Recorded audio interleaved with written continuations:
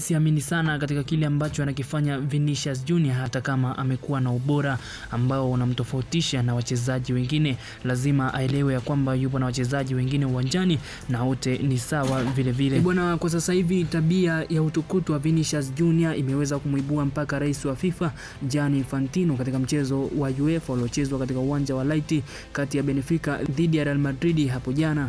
Huenda tukasema ya kwamba kwa upande mwingine kitu ambacho kilimnyima Vinicius Junior Ballon d'Or mbele ya Rodri ni utukutu wake uwanjani, na bado amezidi kuendelea nao mpaka hivi sasa, na huenda vile vile ukazidi kumpunguzia mashabiki ndani ya uwanja lakini pia nje ya uwanja.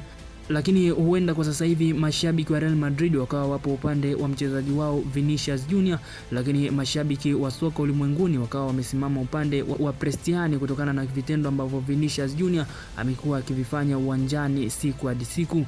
Huenda ikawa Vinicius Junior akasimama kama mchezaji pekee ambaye anafanya wachezaji wengine wa Brazil wakaonekana wana tabia za utukutu kama ilivyo kwa upande wake.